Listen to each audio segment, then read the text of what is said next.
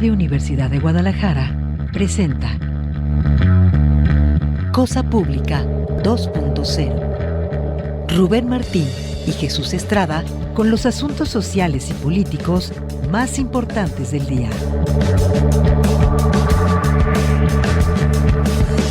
Cosa Pública 2.0. Comenzamos.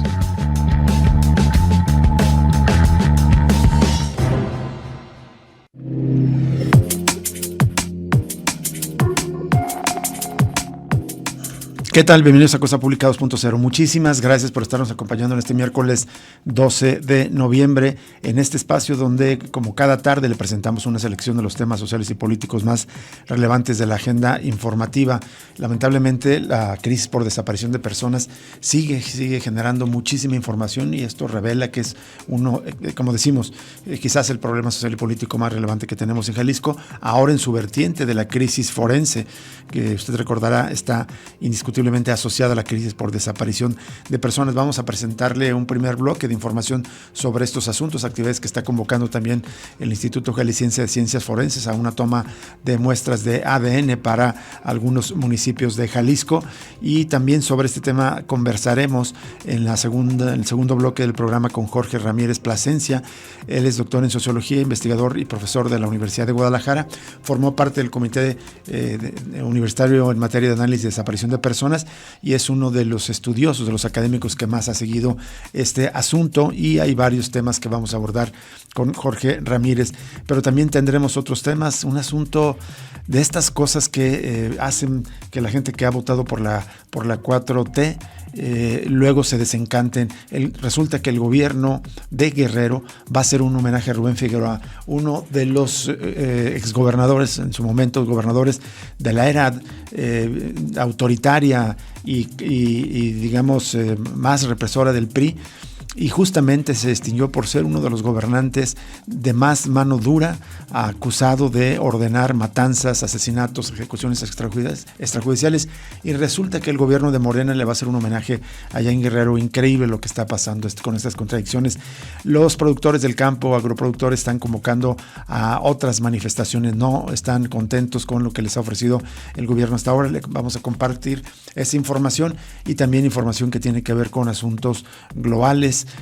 Las alarmas encendidas en Venezuela por posibles ataques de Estados Unidos, y también varias notas que tienen que ver con el tema de Donald Trump y cómo aumenta su lista de enemigos internos y externos. Ahora resulta que los comunistas, así llama a los socialistas demócratas que ganaron elecciones hace la semana pasada, ahora los pone también en su lista de enemigos. Es el menú de temas que tenemos en esta tarde para usted. Antes de los detalles, saludo con gusto a mi compañero Jesús Estrada, aquí a un lado del micrófono, Alejandro Coronado y Stacy Torres en la producción, y Emanuel Candelas desde la mesa de operaciones.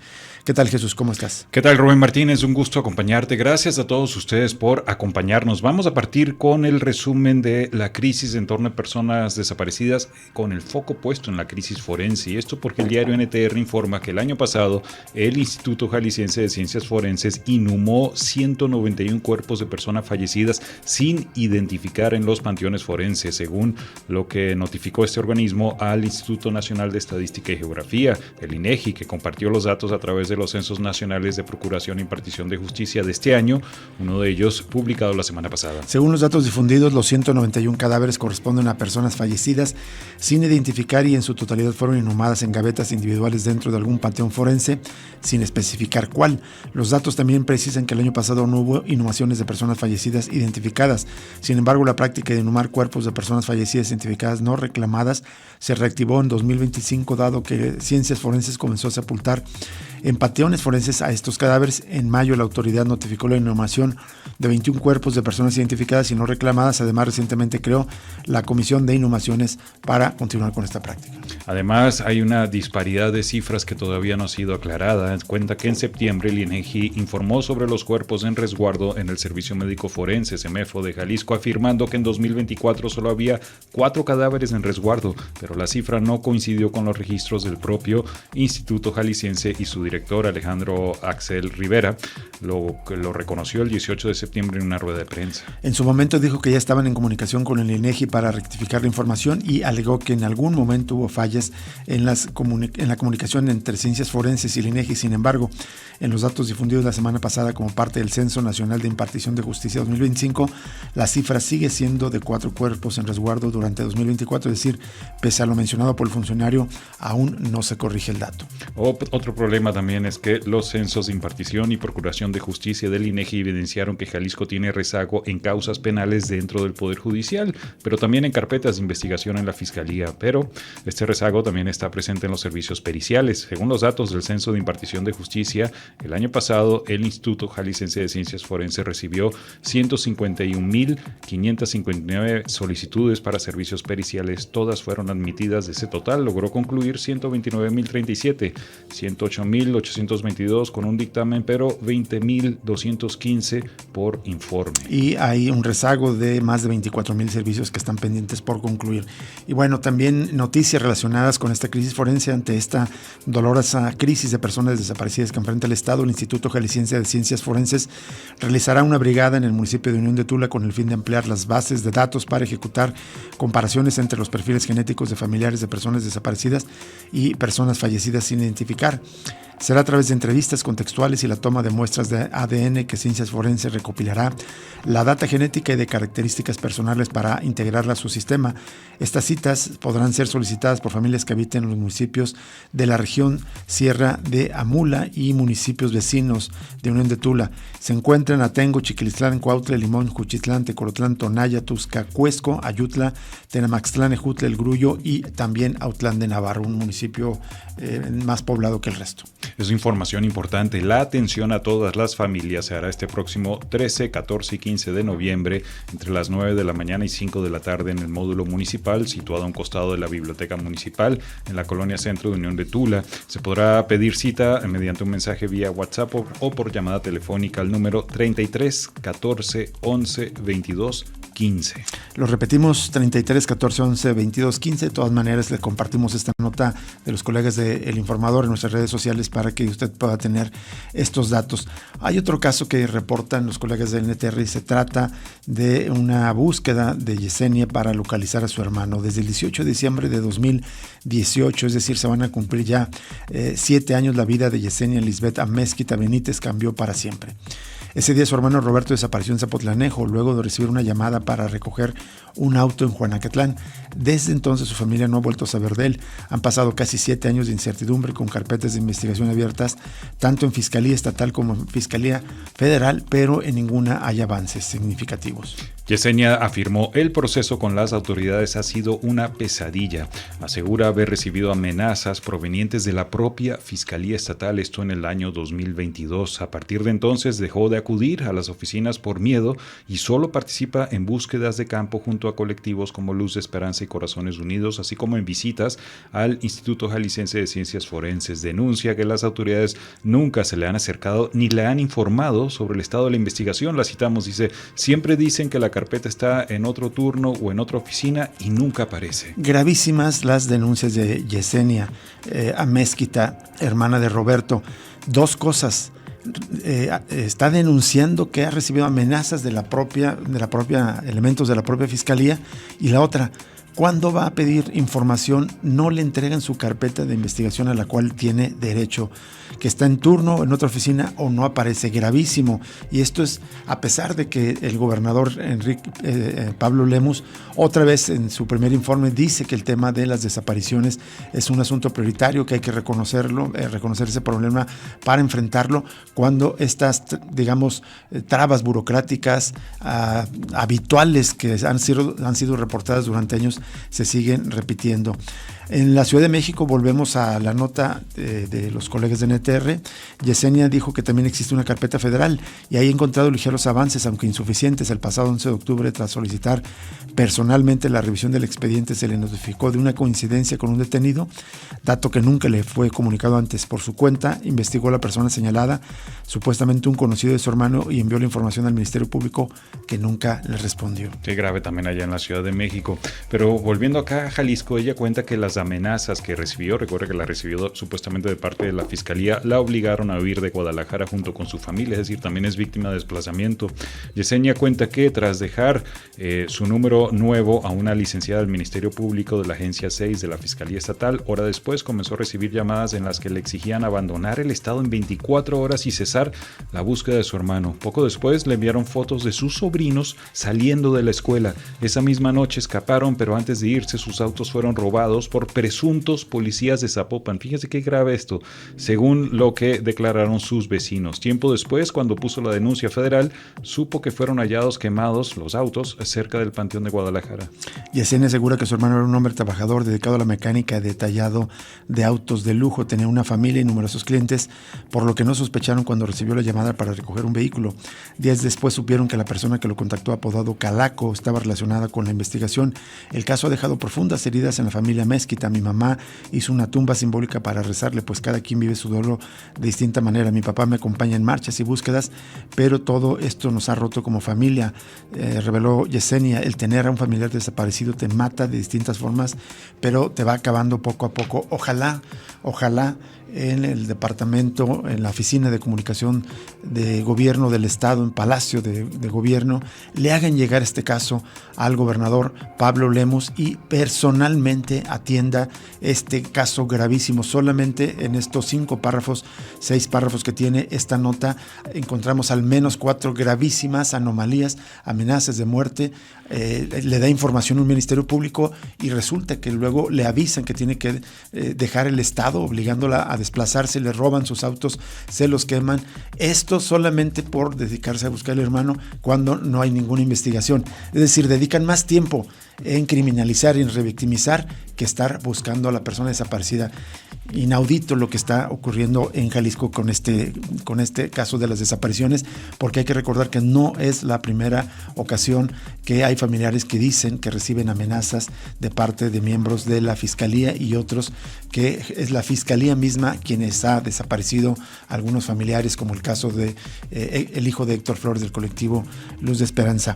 Vamos a otra parte del país. La Comisión de Búsqueda de Jalisco informó la localización con vida de Carlos Jesús, de 32 años, quien había sido reportado como desaparecido el 12 de octubre en la colonia Las Juntas, en San Pedro Tlaquepaque. El hombre fue ubicado en el municipio de Coquimatlán, Colima, gracias a los trabajos de colaboración interinstitucionales entre las comisiones de búsqueda de ambos estados. En los detalles cuenta que una vez confirmada la localización, personal de la Comisión de Búsqueda fue a los límites entre Jalisco y Colima, donde se realizó la recepción y valoración de este hombre, quien recibió atención integral. Después fue reintegrado con su familia ya en Guadalajara en cumplimiento de los protocolos de atención y respeto a los derechos humanos. Y antes de irnos a la pausa, en un operativo conjunto entre las fiscalías de Jalisco y Aguascalientes fue detenido Carlos Enrique N., señalado como probable responsable del delito de desaparición cometida por particulares agravada. El sujeto ya fue trasladado acá a Jalisco tras ejecutarse una orden de aprehensión que giró el juzgado 14º de control y juicio oral del primer distrito judicial. Según las investigaciones de la Fiscalía de Jalisco, los hechos se remontan al 16 de agosto del año 2019, cuando el señalado presuntamente participó en la privación de la libertad, en la desaparición de 2 hermanos, con el apoyo de un grupo de hombres armados que también están siendo buscados. Uno de ellos fue liberado días después, mientras que el cuerpo del segundo fue localizado sin vida el 6 de noviembre de ese año, enterrado en una bodega donde también rescataron a otras personas que estaban privadas de la libertad. Y bueno, ya antes de irnos, solamente como titular, y ya se la compartimos una nota completa en nuestras redes sociales de la revista Proceso, es el caso de Liliana de Chiapa de Corzo, y busca a sus hijos Emanuel Nanga Pérez Pérez y Malvin Valentín Nanga Pérez, desaparecidos el 28 de febrero del año pasado durante un operativo militar en su domicilio, de acuerdo con su testimonio. Dice, eran las 4 de la mañana cuando escuché que pateaban la puerta, relató doña Liliana. Entraron personas con uniformes del ejército y chalecos de la fiscalía, nos tiraron al suelo, esposaron a mi esposo y se llevaron a mis 2 hijos. Emanuel tiene 19 años y Marvin tiene 15 años y ambos están desaparecidos desde hace más de un año. Vamos a una pausa y regresamos con más información en Cosa Pública 2.0.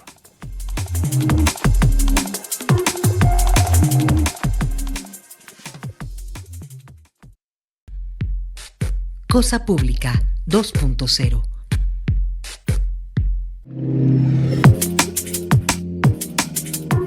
Bien, continuamos en Cosa Pública 2.0. Antes de pasar a la entrevista para hablar de las discrepancias, digamos que hay las dudas con respecto a las estadísticas del gobierno de Jalisco con respecto a la crisis en torno a personas desaparecidas, también hay que seguir hablando de la violencia organizada que hay en nuestra entidad, en particular del asesinato de policías. Hay un recuento que presenta el diario Mural el día de hoy, cuenta que con el asesinato de las 2 agentes de la policía vial, ocurrido el día de ayer, Gisela Alejandra Ceballos Quesada y Libna Mata Villegas, con ellas suman al menos 14 policías que han sido asesinados este año 2025 en Jalisco, según un conteo de la organización Causa en Común y un recuento periodístico que hace el diario Mural. Recuerda que esta cifra supera a la de todo el año 2024, cuando ocurrieron el asesinato de 12 agentes policiales. Este año todavía no hemos cerrado el año y ya van 14. Hacen un recuento de todos los casos que han ocurrido a lo largo de este año. Ya les compartimos en las redes sociales esta nota del diario Mural. Y ya estamos enlazados vía telefónica con Jorge Ramírez, profesor investigador, doctor en sociología, profesor investigador de la Universidad de Guadalajara. Él fue miembro del Comité Universitario en materia de desaparición de personas y es uno de los académicos que más ha estudiado este fenómeno de la crisis por desaparición de personas aquí en el estado de Jalisco, y tenemos interés en conversar con él sobre distintos asuntos. Jorge, ¿cómo estás? Muy buenas tardes. ¿Qué tal, Rubén? ¿Cómo estás? Jesús, un gusto como siempre. Igualmente, Jorge, gracias por aceptar conversar con nosotros. Hay distintos asuntos que se han ido acumulando, pero creo que si lo resumo, es algo que de hecho tú también escribiste después del informe de Pablo Lemus.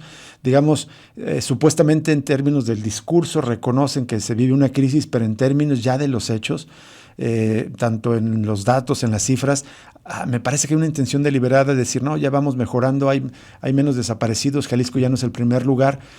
Cuando no sé si nos escuchaste, pero acabamos de presentar en otro bloque un caso gravísimo de la hermana de una persona desaparecida, y solamente en una nota no muy extensa se revelaron gravísimas amenazas de muerte, aparentemente de parte de la fiscalía. Tuvo que huir de la ciudad, le robaron sus autos.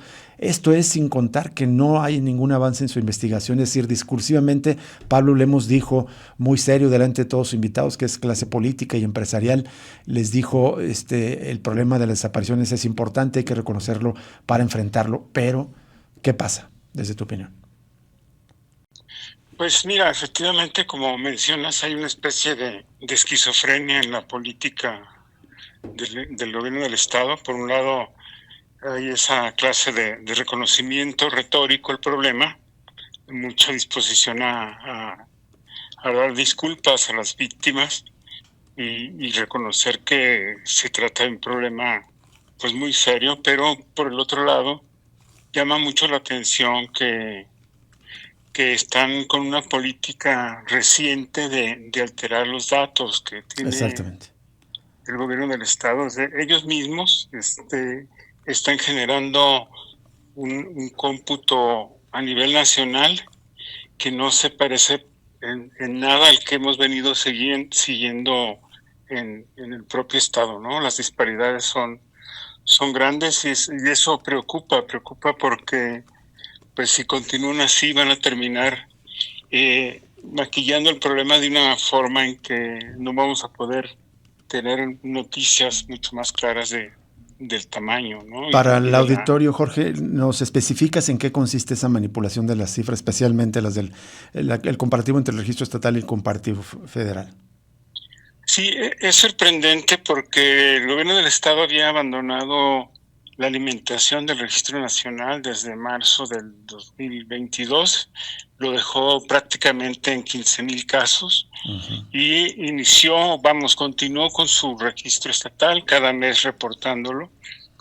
Y este año, después de 3 años abandonado, recuperaron ese cómputo que está en el Registro Nacional y están haciendo 2 cosas. Primero, revisando los casos que abandonaron, la cuenta abandonada, para ver cómo quedaron, y en esa lógica han venido dando por localizados prácticamente 1,000 casos de agosto para acá, lo que ha reducido la cifra a 14,211. Ese es el número que está hoy.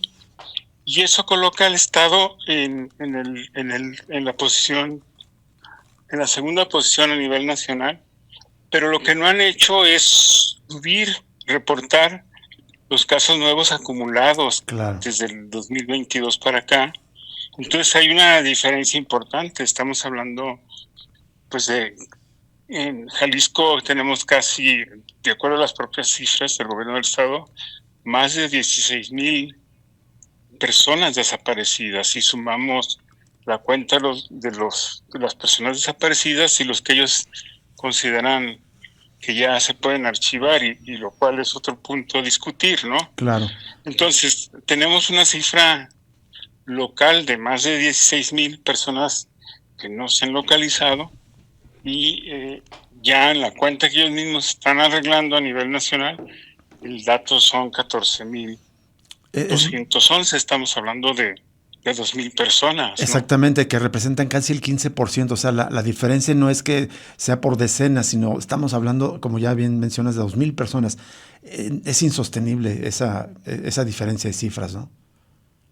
Sí, es insostenible, y lo curioso es que ahora la cifra que no tenían en cuenta ellos mismos en el Registro Nacional es la que están mencionando. Si uno revisa el informe de gobierno, no hay cifras totales. No se dice cuántos desaparecidos hay en Jalisco. Señal de que ese hueco lo quieren rellenar con esta publicidad de estos días, diciendo ya somos segundo lugar a nivel nacional, ¿no? Y bueno, junto con eso hay otro asunto que es muy importante, porque en el Registro Nacional no está informando la Comisión de Búsqueda, solamente la Vicefiscalía, y eso es una omisión grave. Claro. Y además la Vicefiscalía no está informando de todas las carpetas que está abriendo, solamente de una pequeña parte que parece ser los que ellos consideran que sí son de competencia, donde hay aparentemente violencia en la desaparición. Esa también es una anomalía grave, que no se ha discutido mucho, pero que de nuevo está deformando, pues, el número total de las personas desaparecidas, ¿no? No sé si nos puedes ahondar un poco más en qué consiste esta otra anomalía. Es decir, Fiscalía, específicamente Vicefiscalía en Personas Desaparecidas, no está reportando todas las carpetas que están integrando, sino solamente algunas. Así es, sí. De hecho, se puede ver en los gráficos. Es muy característico que ellos retoman en abril informar la Vicefiscalía comienza a informar al Registro Nacional. Hay una cifra de casi 200 casos de abril a julio entre personas desaparecidas y localizadas. Y luego, ya en agosto, septiembre, octubre, estamos hablando de menos de 50 casos para cada uno de esos meses. O sea, no son todas las carpetas que tiene la Vicefiscalía. Y suma eso que la Comisión de Búsqueda no está reportando sus casos. Entonces ahí también ya hay un subregistro que están operando, y que no coincide, digamos, con las cifras que se presentan en el registro estatal, ¿no? Uh-huh. Hay otro asunto que no sé si lo puedas comentar, que es esta campaña, ¿no? Jalisco ya es el segundo lugar, o incluso una como acomodo de las cifras. Se presentan datos de que Jalisco ya está en quinto lugar, aparentemente, en el caso de personas desaparecidas, pero enero, septiembre, o digamos un periodo de tiempo que no es el acumulado histórico. Sí, también eso es llamativo. Ahora se están comparando con el Estado de México, la Ciudad de México y Nuevo León, diciendo que estamos en cuarto lugar. Pero los números que están usando son los datos que ya no son comparables. Es decir, mientras no haya una formalización del informe que están dando al Registro Nacional, no pueden estar comparando con dos bases distintas. Además, lo que es muy importante también observar es que Jalisco desde hace tiempo tiene un subregistro de casos de menores de edad. Los casos de menores de edad, ellos los colocan en una zona que le llaman de prebúsqueda, donde no hay propiamente registro y hay un intento de localizarlos, que no queda documentación de eso. Entonces, eso también es un truco, para decir estamos también, superando, digamos, a estos estados, ¿no? Así es. Y como eso, varias cosas. Por ejemplo, hablan de que octubre es el mes que menos casos tiene del año. Ellos saben que octubre, noviembre y diciembre son muy bajos en casos. Todos los años ha ocurrido. Y ahora mencionan que en este año, pues sí es el mes más bajo, pero eso es una tendencia que se viene presentando. Uh-huh. Así es. Te comunicó a Jesús Estrada para otras preguntas, Jorge. ¿Qué tal, Jorge? Sí, un gusto saludarte, Jorge. Hola, ¿qué tal? Oye, Jorge, preguntarte entonces, con todo esto que nos acabas de explicar, ¿cuál es la cifra más cercana real de personas desaparecidas en Jalisco? Estaba viendo en Twitter, publicaste hace un par de días, que con datos de octubre, el total en Jalisco de desaparecidos asciende a 16,394 personas. ¿Esto es lo más cercano a una realidad, Jorge? Así es, y es el propio dato oficial del gobierno del estado. Sí sumamos el número de personas desaparecidas, que son casi 16,000, y estos que ellos han considerado que ya se pueden cerrar, que son personas que ellos por competencia, por no tener competencia territorial o por no tener competencia en el delito, dicen que no tienen injerencia, no tienen capacidad de localizarlo. Pero si no ellos, la comisión de búsqueda no tiene esas limitaciones. No deberían de cerrarse esas carpetas. La comisión de búsqueda se creó justamente para que no hubiera problemas procesales o de esa naturaleza, ¿no? Exacto. Entonces con eso estamos hablando más casi 16,400 personas, ¿no? Por lo menos. Ahora, preguntarte también, hay que recordar cuando el gobierno de Enrique Alfaro dejó alimentar el Registro Nacional en marzo del 2022, estábamos ya ahí prácticamente llegando a 16,000 desaparecidos. Con esa manipulación, pues hubo un descenso que es el que se ha mantenido. La pregunta sería, Jorge Ramírez, ¿la realidad sería muchísimo mayor a estos 16,400 que estás reportando?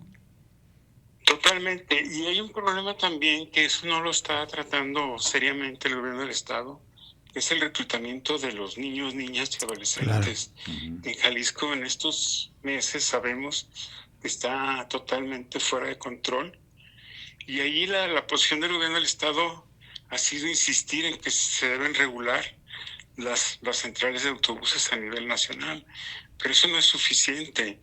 Tiene que tener una política más activa de control de esos casos. Esos en verdad están generando una situación muy grave que no se está tematizando de manera consistente por parte del gobierno, ¿no? Así es. De hecho, compartiste también en Twitter una gráfica específicamente sobre las personas desaparecidas entre 15 y 19 años en Jalisco, desde el 2015 hasta octubre de este año. Pero es brutal, Jorge, el aumento en algunos bimestres. Veo que la gráfica es bimensual. Casi el doble, son casi el doble del ritmo que venía ocurriendo las desapariciones del año pasado. Es decir, este es sin duda el año más grave en cuanto a desapariciones de adolescentes de 15 a 19 años. Totalmente. Se trata en esa gráfica que mencionas de jóvenes que no han sido localizados, no son reportes. En este año, de manera oficial, porque hay muchos adolescentes que no generan reporte, pero en sus propias cuentas hay 175 casos de personas entre 15 y 19 años que no se han podido localizar. Y es una cantidad muy considerable. Esto además en un año en el que se ha caracterizado por dos cuestiones. Uno, el reconocimiento del gobierno a la práctica de reclutamiento en la nueva central, y el otro es el descubrimiento del Rancho Izaguirre y sitios similares donde se practica la desaparición con fines de reclutamiento. ¿Esto que estamos viendo es consecuencia, Jorge Ramírez, de la negligencia, la negación del gobierno de Enrique Alfaro y también de esta tendencia que parece mantenerse en el gobierno de Lemus de maquillar la realidad? Pues sí, y también esa especie como de renuncia a hacer más cosas por ese fenómeno, porque además no solamente se trata de la desaparición, que sí ya de por sí es muy grave, sino del empleo que están haciendo estos jóvenes. Tenemos estos casos que hemos podido observar de niños prácticamente que han sido muertos en Sinaloa o detenidos. Entonces se trata de niños utilizados para fines bélicos, lo cual es gravísimo y no estamos poniendo el suficiente énfasis en ese problema. Solo una duda, comentabas digamos, que se queda corto, o qué opinas, digamos, de ese llamado reiterado de Pablo Lemus al Congreso de la Unión y a otras entidades para atender a aplicar estrategias similares a las que se aplican acá en otras centrales de autobuses de partes del país, pero eso, digamos, se queda corto para atender la realidad de la desaparición, sobre todo con fines de reclutamiento? Sí, debería de haber de parte del gobierno del Estado una alarma que no se limite a eso. Deberíamos estar movilizados por parar ese problema. Él debería de colocarlo entre los primeros problemas de la agenda pública estatal, ¿no? No si vamos a inaugurar líneas de autobuses o cómo va a estar la ciudad cuando llegue el Mundial. Este es el problema. Estamos digamos, dejando en manos del crimen a cientos de niños, niñas y adolescentes. Es gravísimo, pues. No, por supuesto. Ya finalmente de mi parte, Jorge Ramírez, aprovechando el contacto, hablando de estadísticas dudosas, también publicaste y dices en Twitter, ya en la locura del arreglo de cifras, Lemus presume una caída de 82% en el número de homicidios durante su primer año de gobierno. Son datos que no checan con la realidad, señalas. ¿Cuál es la realidad, Jorge? ¿Cómo estamos en cuanto a homicidios? Los datos que están manejando, esa es una nota que creo que cometió un error el periodista, pero la cantidad oficial es una disminución del 62%. Es totalmente irreal porque entre tanto en Jalisco las lesiones dolosas se han incrementado, entonces no puede haber esa disparidad entre un incremento de lesiones que se hacen con fines de cometer homicidio y una caída del 62%, al menos en el promedio diario. Claro. No tiene sentido. Además, hay un asunto que es importante observar. En Jalisco, al menos, el número de homicidios crece a la par que el número de desapariciones. Sí. Entonces, si tenemos todavía un problema de desapariciones, eso quiere decir que también se están cometiendo homicidios y viceversa. Exacto. Entonces es falso, pues, lo que está ocurriendo también en el indicador de homicidios. De acuerdo, gracias, Jorge. Jorge, finalmente también Pablo Lemus habló de un aumento del presupuesto, algo que una conversación que tuvimos el lunes con la diputada Tonantzin Cárdenas ponía en duda. ¿Tú tienes algunas cifras al respecto? El pues presupuesto para el área de desaparecidos. Sí, lo que yo he revisado es que no hay un incremento considerable a la Comisión de Búsqueda y a la Vicefiscalía, digamos que son los órganos, las entidades que tienen más carga del problema de la desaparición.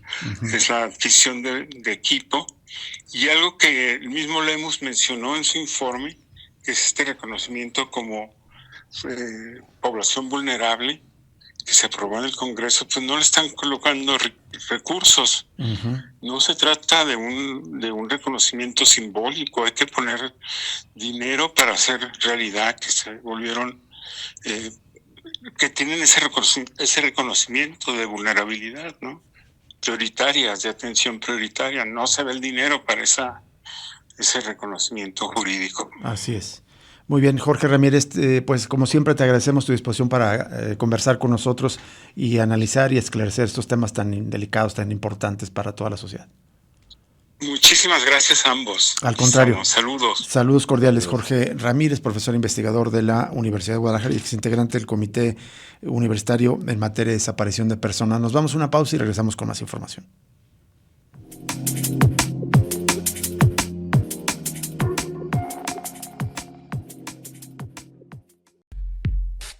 Cosa Pública 2.0.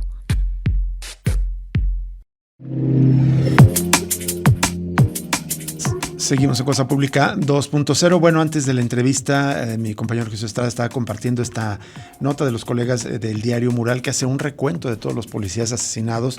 Esto tras el lamentable asesinato de 2 policías viales que ocurrió hace un par de días en El Salto. Son 14 los que van en este año y esta cifra ya superó a 2014, cuando fueron 12 en este recuento.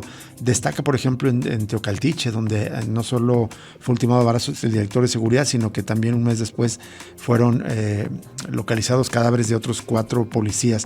Y al final citan a causa en común y señala que en todo el país del 1 de octubre del año pasado al 31 de agosto, al menos 361 policías han sido asesinados en todo el país. En tanto, los familiares de las oficiales de la Policía Vial, Libna Mata Villegas, de 40 años, y Gisela Ceballos Quesada, de 28, asesinadas la mañana del martes en la colonia Lomas de San Juan, en El Salto, piden a las autoridades que se investigue a fondo para dar con los responsables y que se haga justicia, reportan los colegas del Occidental.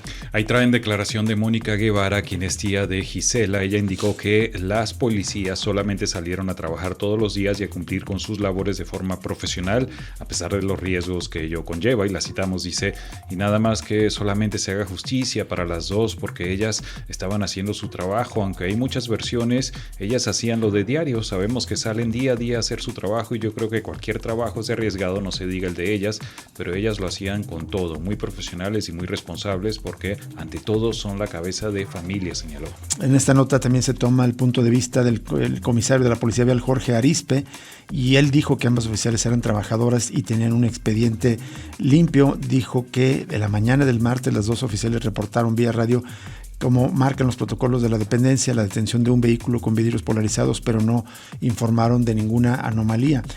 Tampoco alcanzaron a pedir ayuda por su radio de comunicaciones al momento de que fueron interceptadas y privadas de la libertad por los sujetos que posteriormente las asesinaron. Y lo citan, sí tuvieron el reporte porque sabíamos qué vehículo, inclusive el vehículo se detuvo a 1 o 2 cuadras de ahí junto con el conductor. No alcanzaron a pedir ayuda por radio, simplemente reportaron la detención del vehículo. Las 2 oficiales fueron localizadas sin vida y con impactos de bala en la cajuela de su patrulla abandonada ahí en una colonia de El Salto. Y bueno, sobre esto el gobierno también, la Fiscalía informó que ya tiene identificados los vehículos claramente, pero aparentemente también a quienes iban los vehículos y que presuntamente cometieron este asesinato. Y bueno, a través de un comunicado, la Fiscalía de Jalisco notificó la detención de un hombre señalado en los delitos de homicidio imprudencial y lesiones culposas, quien fue capturado en Estados Unidos tras decretarse un mandato judicial en su contra. Las investigaciones revelan que el hombre, identificado como Clemente N., participó presuntamente en hechos acontecidos el 20 de febrero en la carretera Talpa-Mascota, donde fallecieron 2 menores de edad. Es información oficial que publica el Informador. Bueno, cuenta que el sujeto fue localizado en Florida, Estados Unidos, con apoyo de Interpol, Fiscalía General de la República y Migración.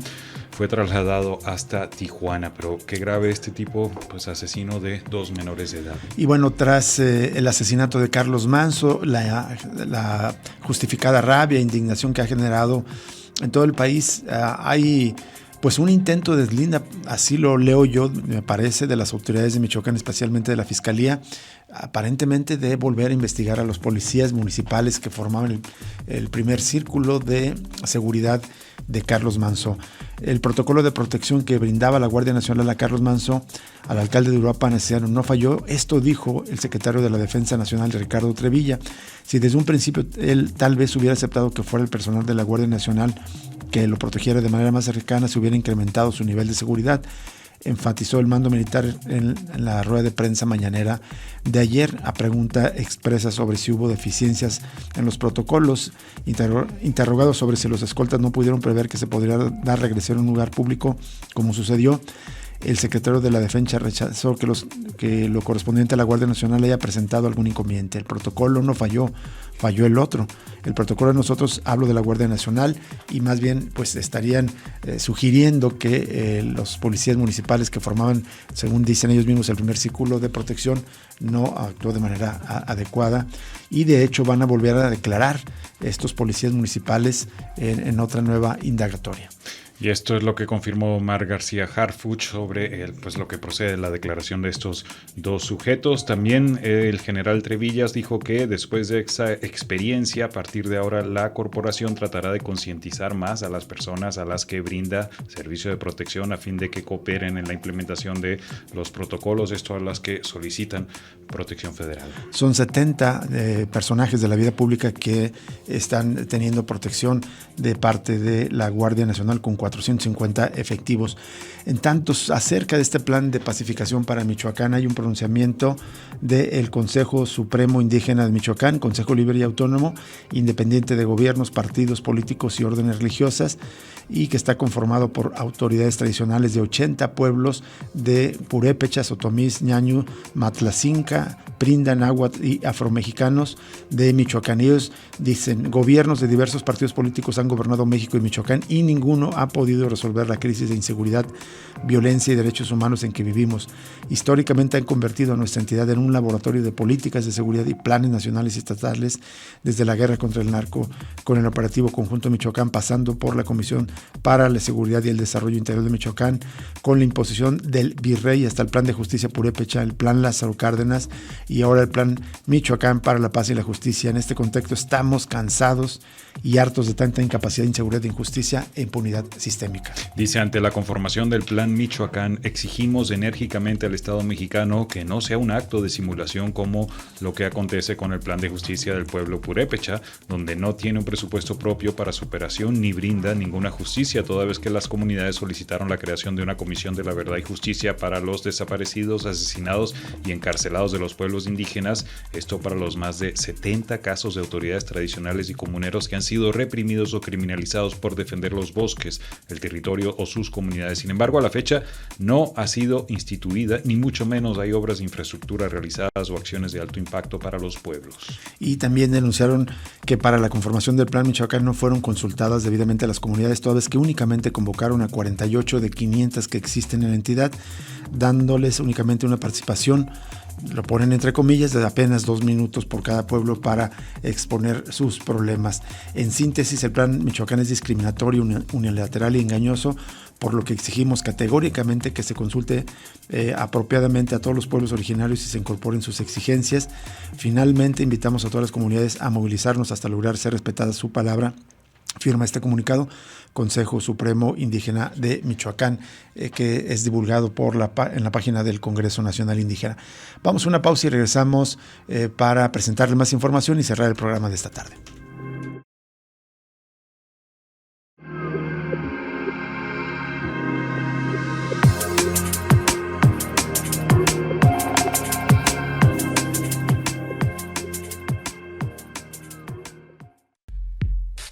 Cosa Pública 2.0.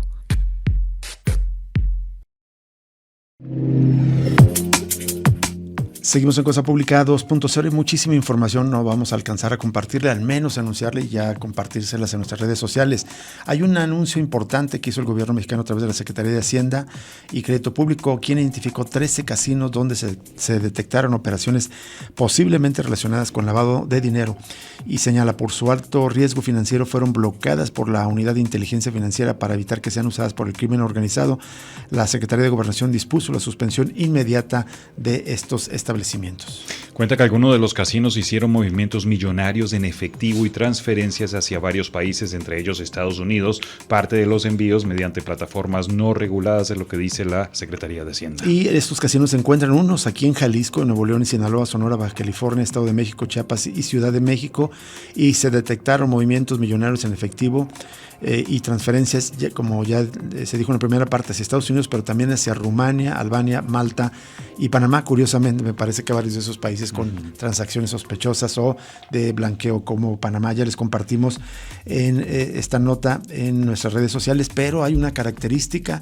Dentro de esos 13 casinos, al menos 2 son casinos filiales de TV Azteca, es decir, esta empresa de Ricardo, del evasor de impuestos, el machista, misógino Ricardo Salinas Pliego, que ahora resulta que quiere postularse para ser presidente de México, como si tuviera un buen historial, como si tratara bien a sus empleados. Bueno, usted juzgará al personaje, pero ahora está haciendo campaña y justo como se acerca una fecha de resolución de la Corte sobre los juicios que ha interpuesto para evitar pagar impuestos. Ayer envió un mensaje muy largo, muy descoordinado, es muy mal orador el tipo, es bastante malo para expresar sus ideas, y teniendo detrás una bandera de México, otra del Grupo Salinas, y que cree una imagen de la Virgen de Guadalupe, esa que portó Hidalgo. Se siente un liberador, este estúpido se siente liberador de México. Bueno, el caso es que dos casinos de estos 13 que están siendo investigados por las autoridades hacendarias forman parte de Televisión Azteca. Pésimo, por cierto, el mensaje también retomando las ideas de Milei y de Trump, hablando de zurdos de mierda. Eso se refiere Salinas a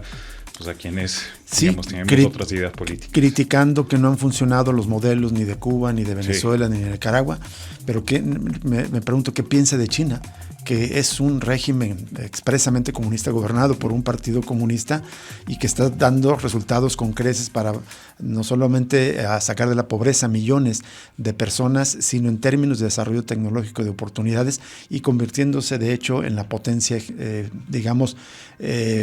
si no hegemónica en este momento, sí con posibilidades de sustituir a Estados Unidos como potencia dominante en el orden mundial. Bueno, y vamos a otra nota que comentamos al principio. En Guerrero hay unas críticas durísimas al gobierno de la morenista Evelyn Salgado Pineda. Activistas intelectuales y organizaciones civiles repudiaron que el gobierno de Guerrero, por conducto de la Secretaría de Cultura, prepara un homenaje por el natalicio 117 del exgobernador Rubén Figueroa, quien es acusado de representar el cacicazgo y la represión de la lucha social durante la guerra sucia que vio Guerrero entre 1969 y 1979. También se le acusó de ordenar el asesinato y desaparición de miles de personas, sobre todo de la Costa Grande, de donde operaron las guerrillas de Lucio Cabañas y de Genaro Vázquez Rojas. Arturo García Jiménez, asesor de la Coordinadora de Comisariados Ejidales y Comunales de Guerrero, reprochó que las organizaciones del acto no conocen la historia del Estado. Incluso la gobernadora Evelyn Salgado y su padre, el senador Félix Salgado Macedonio, deberían quitar el apellido al municipio Huitzuco de los Figueroa. Yo lo dije al principio del programa, en mi memoria, digamos, desde que soy joven leyendo información política, yo mismo sé, que no soy de Guerrero, que es uno de los peores gobernadores que tuvo en su... y vaya que hubo muchos gobernadores semejantes, el viejo PRI.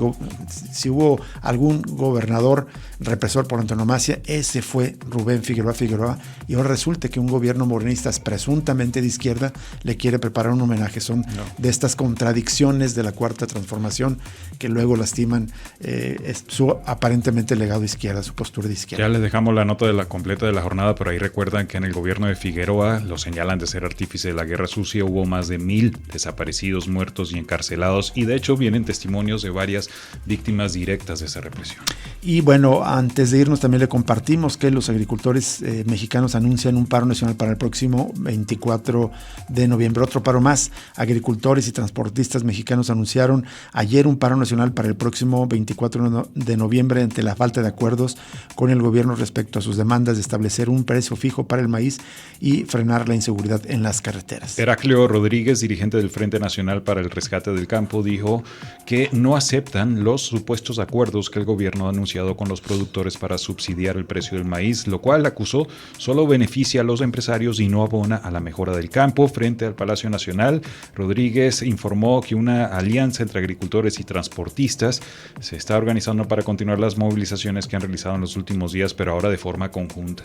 Por su parte, Baltasar Valdés, dirigente del Frente Nacional para el Rescate del Campo, detalló que es la primera acción de la alianza será realizar un paro nacional el próximo 24 de noviembre. David Esteves, presidente de la Asociación Nacional de Transportistas, convocó a todos los transportistas del país a sumarse al paro nacional y no dar servicio el 24 de noviembre. Hago un llamado a las movilizaciones que vamos a hacer conjuntamente con los compañeros campesinos. La alianza es por todo lo que padecemos en las carreteras y ellos se quejan especialmente de la inseguridad de la que ya están cansados.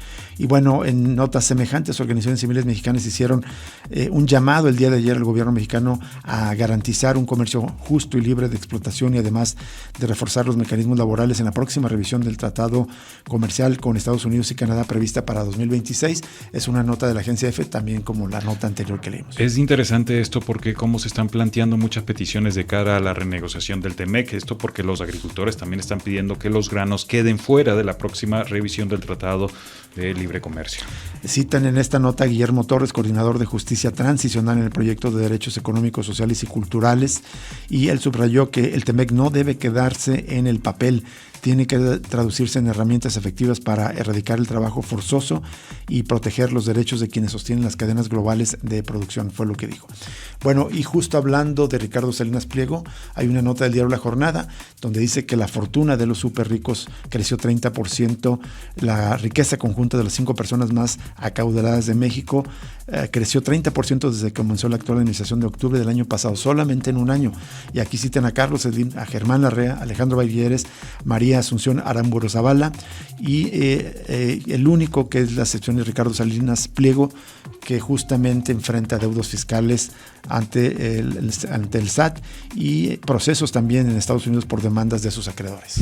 Señala que la riqueza de Salinas ha tenido una caída de 33% desde octubre del año pasado hasta el 11 de noviembre de este año. Y ya en redes sociales dejamos una nota que publican agencias y reproduce La Jornada, donde señala que Venezuela activó despliegue militar masivo ante posible agresión de Estados Unidos. Sigue latente la amenaza del imperialismo estadounidense en contra de algunos países latinoamericanos, entre otros Venezuela. Con esto nos despedimos, lo invitamos a permanecer en sintonía de Radio Universidad de Guadalajara. Sigue Pero no. Lo dejamos con Juan Romo, Sí. El programa de Juan Romo y luego la programación habitual aquí en Radio Universidad de Guadalajara, y mañana por supuesto le invitamos a que nos acompañe a otro análisis crítico de realidad aquí en Cosa Pública 2.0.